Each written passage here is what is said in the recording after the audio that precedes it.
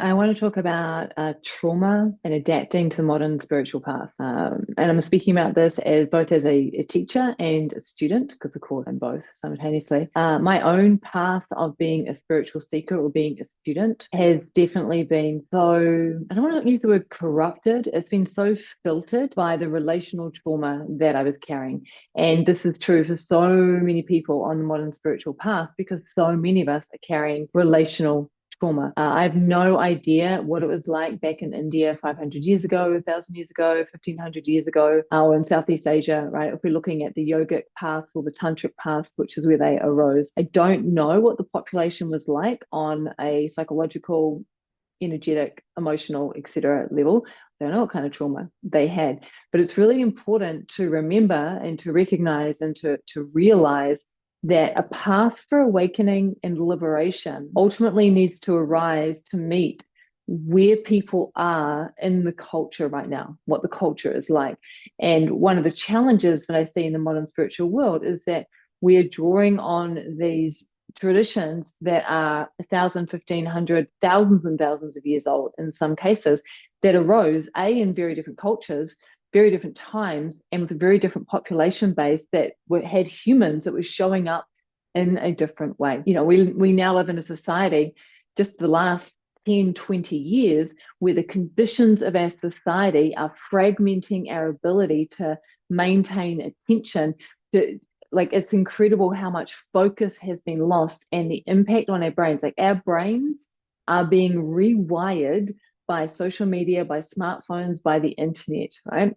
So first, I just want you to recognize that is that on the spiritual path, the path that we need is determined, or the practices, you could say the practices that we need are determined by the body-mind complex of here and now. Now, looping back to my key point, and I'm just going to draw on an article, some research I did with a teacher called Rohan Kapur, and he gives this great quote. I'll come to the point in a minute. So he talks about trauma, adaptation, the impact upon a path, right? And when we've got relational wounding, basically when we feel unsafe or when we feel like humans are dangerous, particularly humans that we let close to us are dangerous, we will avoid intimacy. We will have issues with authority where we won't be able to submit to authority in a good way, right? Because there are moments when you do not want to submit to authority at all. And we will have challenges with vulnerability. And as a result of these things, of our relational wounding impacting our ability to be intimate, to work appropriately with authority, and to be vulnerable, it means that it's really challenging to commit to a teacher or to a lineage or to a tradition, because that kind of commitment will activate our core relational wounding, which can include things like fear of abandonment, fear of betrayal, fear of authority, fear of being seen, fear of surrender, fear of being hurt again. And I notice this with some of my students. I can see the way that they interact with me, the way that their relational trauma, relational wounding is informing the relational field between us. And I can see, because I've come from that similar kinds of trauma, I can see how that's really impacted how I have interacted with particularly teachers, not so much lineages, because when I found yoga, I just knew, like, oh my God, this is the way. And then when that further distilled down specifically to non-dual Shiva Tantra, which I discovered initially in 2010, but then really started deepening into around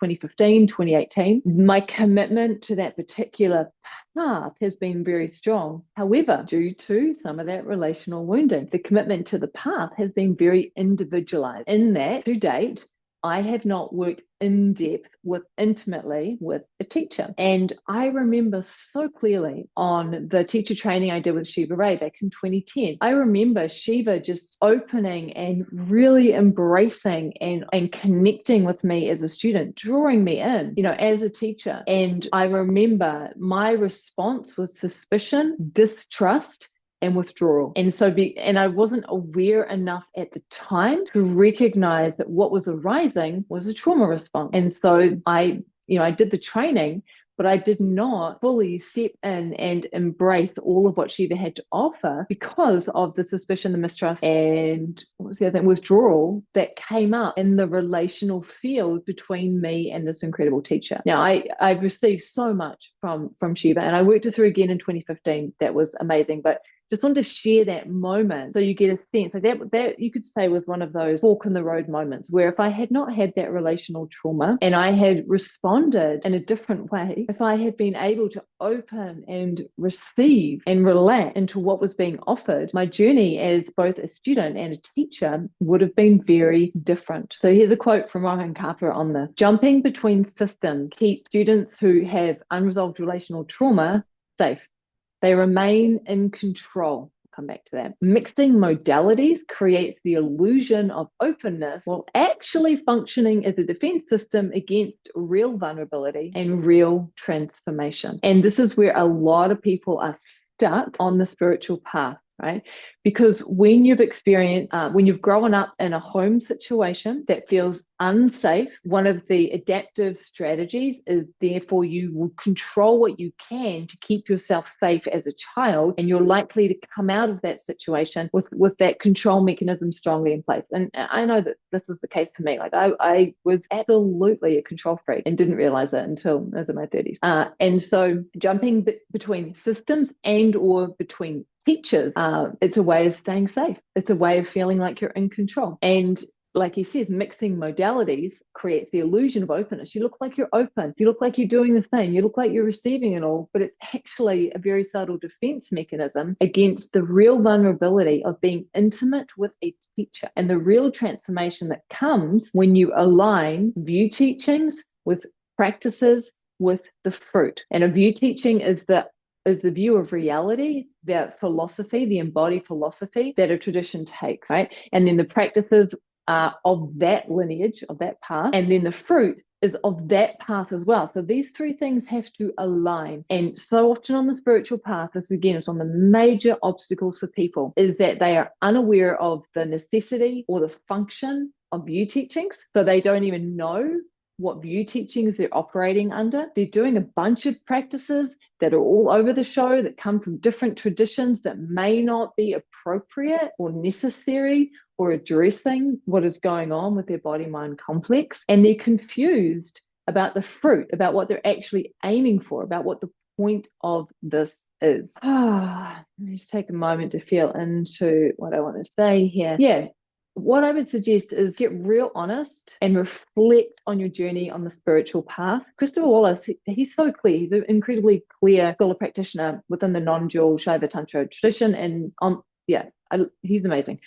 This is where I've learned so many of the different frameworks that have been so useful, and the view teachings. And he talks about, he's like, if you have very clear view teachings and practices and fruit, if those things line up and you're showing up to practice every day, there should be moments of awakening to essence nature, right? To that which you are, to awareness, that begin to happen within 1.5 to 3 years, depending on the karmic load that you're carrying. And what I see so often is people that have been on the spiritual path for decades, and they have not had any inner shift, right, in the nature of how they recognize or perceive who and what they are. And these are some of the reasons why, because they're on the path, they've got unresolved relational trauma that is preventing them from being able to actually receive fully the teachings, because the teachings on the path are not knowledge. They're not just knowledge.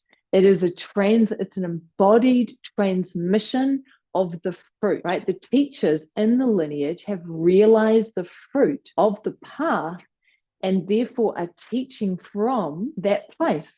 And when you sit with a teacher who is embodying the fruit of what you're doing, there is this, I was going to say subtle, but sometimes it's not even so subtle. It's like their body-mind complex is merging with your body-mind complex, and there's a recognition that occurs and there's healing that begins to happen as your system calibrates to their system. And because their experience of self and reality is so different because they realize the fruit, it opens up the potentiality or the possibility as your system goes, oh, wow, what's that? Who's that? You see? So reflect on your path. Have you got relational trauma related to abandonment, betrayal, authority, fear of authority, of being seen, of surrendering, right? And if that is you, then look at, have you ever deeply committed to a path, right?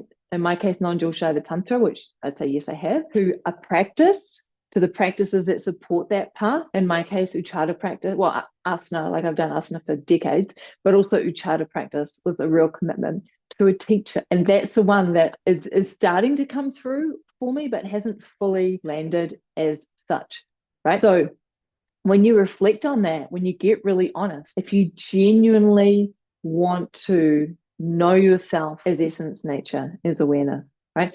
That's the awakening. If you genuinely want to liberate from suffering and dissolve the karmic impressions, the conditioning that's keeping you stuck, and if you genuinely want to enjoy this life, then maybe you need to look at how you were showing up to the path, not what you were doing, but how you are doing it. Alrighty. My name's Kara-Leah, and I've called the path the approach that I take that is deeply informed by Classical Tantra, Joy Rebel Tantra. And, in some ways it is for those people that have unresolved relational trauma, because I've walked that path. I know what it takes. I know how incredibly scary it can be. And I can recognize now when students have those adaptive strategies of protection and control that are being triggered by fear of intimacy, by fear of authority, by fear of vulnerability, by needing to be in control. I get it. I've been there. All right, I'm going to end it there. Blessings to you all, and blessings to the goddess for this unfolding. May all beings be free.